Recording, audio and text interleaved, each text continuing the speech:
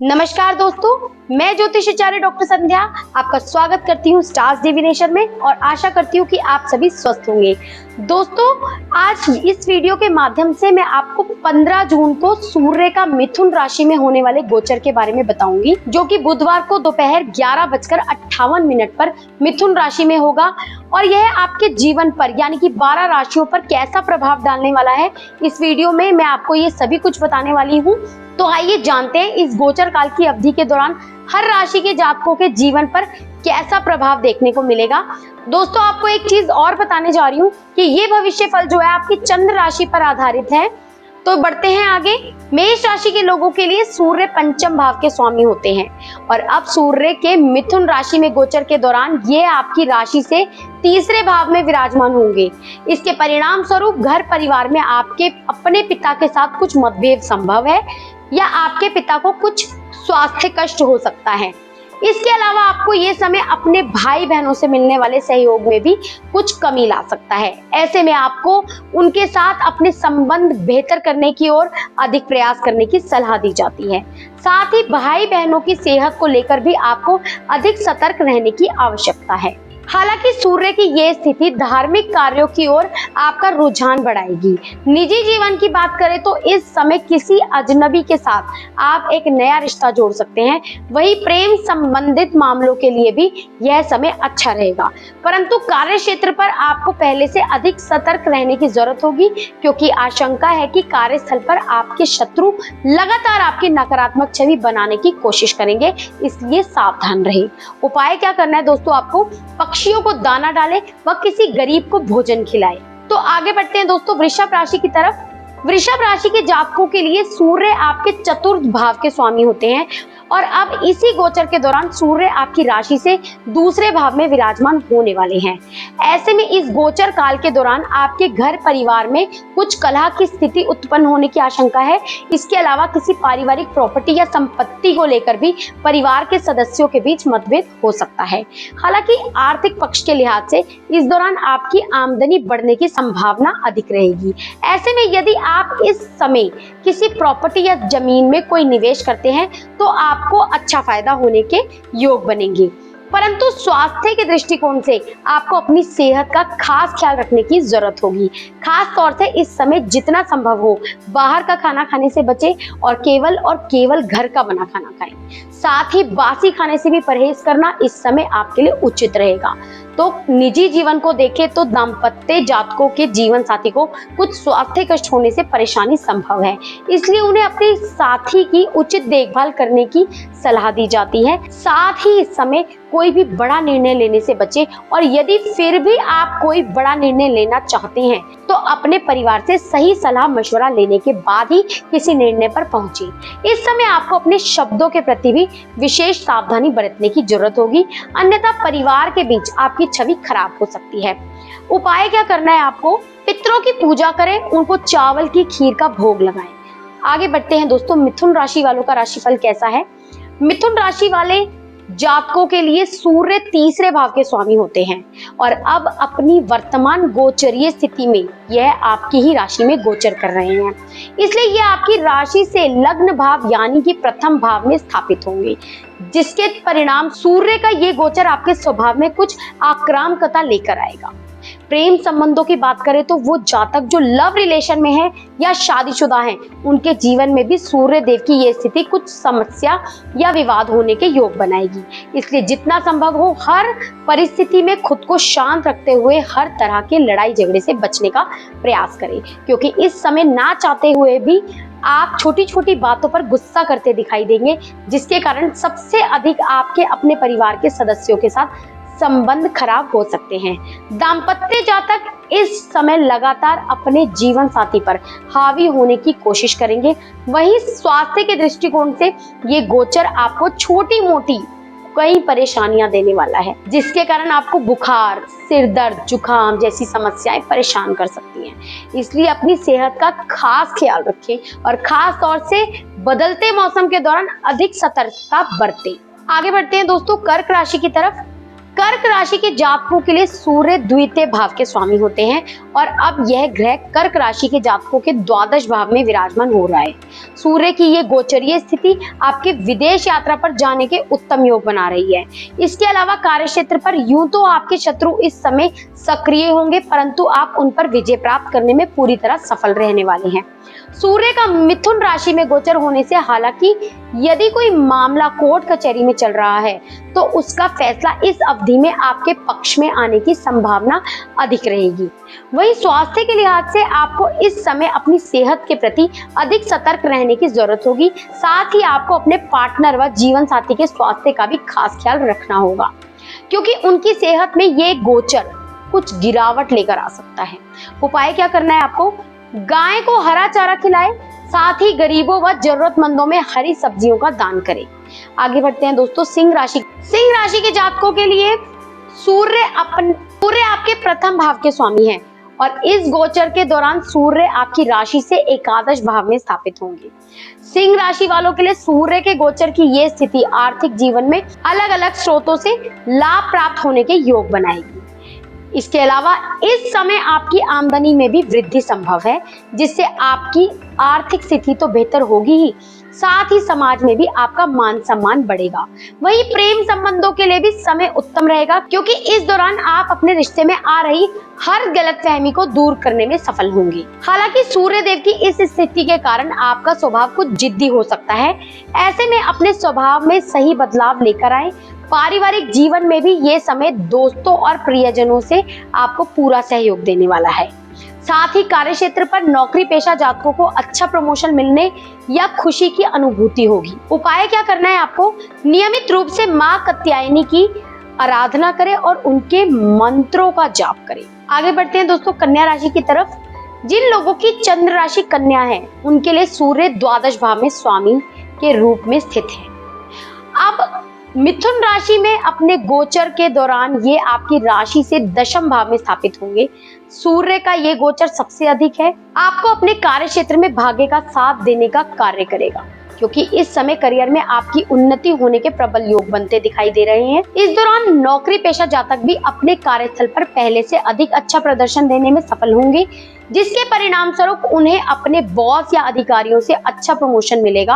हालांकि पारिवारिक जीवन में ये समय आपकी माता पिता की सेहत में कुछ गिरावट लेकर आ रहा है, इसलिए इस दौरान उनका खास ख्याल रखें। और इस समय यूं तो आपको किसी भी कार्य को पूर्ण करने के लिए अधिक प्रयास करने की भी जरूरत होगी, लेकिन आप उन सभी कार्यों को पूर्ण करने में पूरी तरह सफल रहेंगे।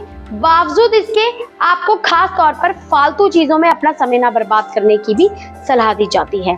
उपाय क्या करना है आपको? रोजाना प्रातः 8 बजे के पूर्व सूर्य देव के मंत्र का जाप करें। तो तुला राशि की तरफ बढ़ते हैं दोस्तों। तुला राशि के जातकों के लिए सूर्य आपके एकादश भाव के स्वामी होते हैं और अब सूर्य का गोचर आपकी राशि से नवम भाव में हो रहा है। ऐसे में गोचर की ये अवधि आपकी आय में वृद्धि लेकर आएगी और इस दौरान आपको सूर्य देव की कृपा से भाग्य का पूरा साथ प्राप्त होने के योग भी बनेंगे। पारिवारिक जीवन की बात करें तो ये गोचर आपको अपने पिता का भरपूर सहयोग भी देगा। वहीं कार्य क्षेत्र पर आपको किसी कार्य से जुड़ी कोई लंबी यात्रा पर भी जाना पड़ सकता है। हालांकि इस यात्रा से आपको अच्छा मुनाफा व लाभ होने की संभावना अधिक रहेगी। इसके अलावा सूर्य देव का ये गोचर आपका रुझान धार्मिक कार्यों की ओर भी बढ़ा सकता है, जिसके परिणाम स्वरूप आप धार्मिक कार्यों में बढ़ चढ़कर हिस्सा लेते दिखाई देंगे। परंतु इस दौरान कुछ जातकों की अपने भाई बहनों से किसी बात पर कहासुनी भी संभव है, जिसके कारण उनके साथ आपके संबंधों में कुछ खटास देखी जाएगी। बावजूद इसके यदि आप सरकारी क्षेत्र में कार्यरत हैं तो आपको सरकार व अपने उच्च अधिकारी से किसी प्रकार का सहयोग व अच्छा लाभ भी प्राप्त होने के योग बन रहे हैं। उपाय क्या करना है दोस्तों? आपको शिवलिंग का जलाभिषेक करें व शिवलिंग पर जल और दूध चढ़ाएं। वृश्चिक राशि की तरफ बढ़ते हैं दोस्तों। वृश्चिक राशि के जातकों के लिए सूर्य दशम भाव के स्वामी होते हैं। सूर्य दशम भाव के स्वामी होते हैं और अब सूर्य ग्रह के मिथुन राशि में गोचर के दौरान ये आपकी राशि से अष्टम भाव में स्थापित होंगे। सूर्य का ये गोचर वृश्चिक राशि वालों के लिए स्वास्थ्य के लिहाज से थोड़ा कम अनुकूल रहने वाला है। ऐसी स्थिति में अपनी सेहत का अधिक ध्यान रखने की आपको जरूरत होगी, इसलिए बासी भोजन, बाहर का भोजन व अधिक मसालेदार भोजन से भी परहेज करें, अन्यथा ये आपकी सेहत के लिए हानिकारक सिद्ध हो सकता है। अब बात करें आपके धन पक्ष की, तो आपको किसी कारणवश इस समय कुछ आर्थिक नुकसान होने की भी संकेत दिखाई दे रहे हैं। इसलिए इस गोचर के दौरान हर प्रकार के धन का लेन देन करते समय विशेष सावधानी बरतें। साथ ही इस समय आपको दूसरों के साथ भी किसी तरह की बहस में भी पड़ने से बचना होगा। वहीं कार्य क्षेत्र पर सूर्यदेव आपसे अतिरिक्त मेहनत कराएंगे, क्योंकि इस समय आपको हर कार्य में कठिन परिश्रम करने के बाद ही सफलता प्राप्त होगी। इसलिए शुरुआत से ही अपनी मेहनत और प्रयास जारी रखें। उपाय क्या करना है आपको? भगवान शिव की आराधना करें और उन्हें गुड़ का भोग लगाएं। तो धनु राशि की तरफ बढ़ते हैं दोस्तों। धनु राशि के जातकों के लिए सूर्य उनके नवम भाव के स्वामी होते हैं और अब अपने इस गोचर के दौरान सूर्य देव आपकी राशि से सप्तम भाव में स्थित होंगे। ऐसे में इस गोचर काल में सूर्य का प्रभाव सबसे अधिक इस राशि के शादीशुदा जातकों के दाम्पत्य जीवन, उनके जीवन साथी और साझेदारी में व्यापार कर रहे जातकों के ऊपर पड़ने वाला है। यदि आप शादीशुदा हैं तो ये गोचर आपके लिए विशेष अनुकूल रहने वाला है। इस दौरान आपके जीवन साथी के द्वारा आपको सुख की अनुभूति होगी। हालांकि बाद में आपके वैवाहिक जीवन में कुछ दिक्कतें संभव है, क्योंकि ये गोचर विवाहित जातकों के रिश्ते में अहम और अहंकार की वृद्धि लेकर आएगा, जिसके परिणाम स्वरूप आपका नकारात्मक प्रभाव सीधे तौर पर आपके रिश्ते को प्रभावित करने वाला है। ऐसे में आपको अपने पार्टनर के साथ सही बातचीत के जरिए अपने संबंध बेहतर करने की जरूरत होगी। साथ ही आपको इस समय अपने जीवन साथी के स्वास्थ्य का भी अधिक ध्यान रखने की आवश्यकता है। इसके अलावा वो जातक जो साझेदारी में व्यापार करते हैं, उन्हें इस गोचर से उत्तम फल मिलने के योग बनेंगे, क्योंकि इस समय आपकी अच्छी उन्नति होगी, जिससे आप अपने करियर में रफ्तार के साथ आगे बढ़ सकेंगे। हालांकि प्रेम संबंधों के लिहाज से जो जातक अपने प्रेमी के साथ प्रेम विवाह में बंधना चाहते हैं, उनके लिए भी ये गोचर अत्यंत शुभ रहेगा। उपाय क्या करना है आपको? नियमित रूप से भगवान विष्णु जी की आराधना करें। साथ ही आपके लिए उनके मंत्रों का जाप करना भी शुभ रहेगा। तो मकर राशि की तरफ बढ़ते हैं दोस्तों। मकर राशि के जातकों के लिए सूर्य अष्टम भाव के स्वामी होते हैं और अब यह अपने गोचर के दौरान आपकी राशि के छठे भाव में विराजमान होंगे।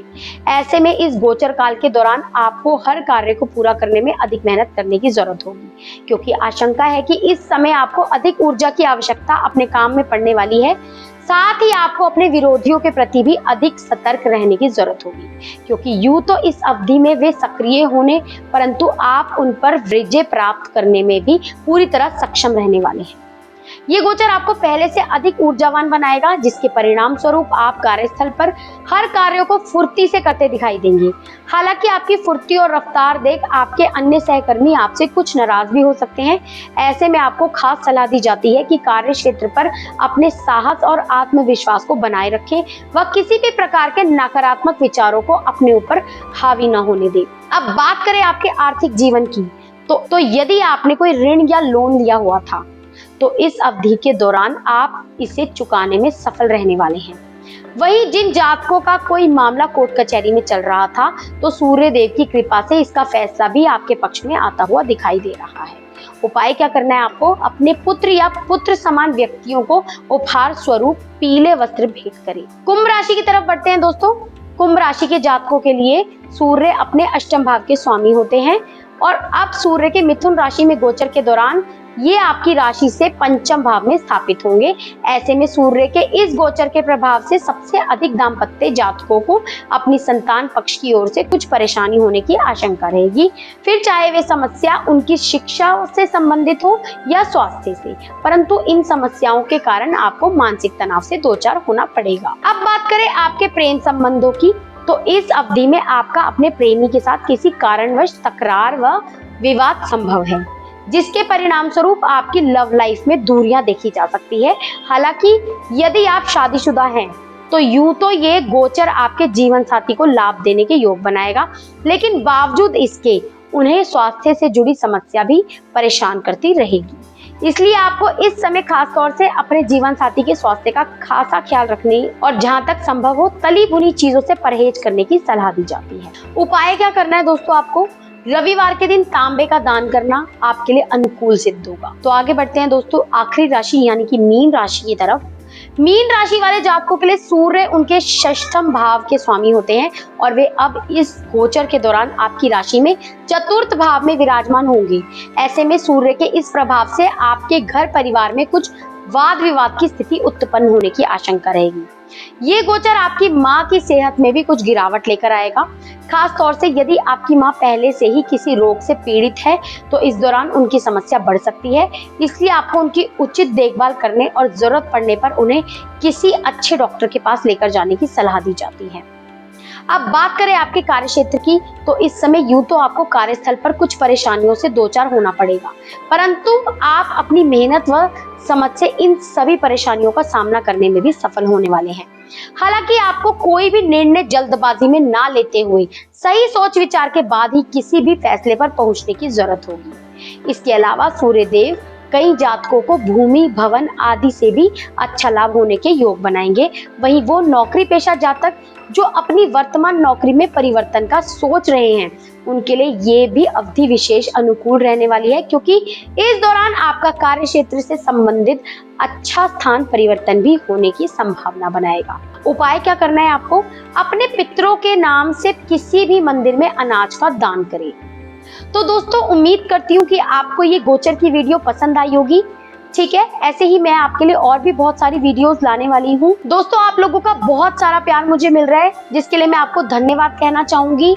और आपको अगर ये वीडियो पसंद आई हो तो प्लीज इसे लाइक तो करिए ही, और लोगों के साथ शेयर कीजिए ताकि वो भी अपना राशिफल देख सके। और चैनल सब्सक्राइब जरूर कर दीजिए ताकि रोज आप अपना राशिफल देखें, रोज आप अपना नया उपाय देखें, अपना लकी नंबर देखें, अपना लकी कलर जानकर अपने वस्त्र धारण कर सके उसी के अकॉर्डिंग। तो दोस्तों, आपका बहुत सारा प्यार मिल रहा है मुझे, इसके लिए बहुत बहुत शुक्रिया। दोबारा कह रही हूँ, जय श्री कृष्णा।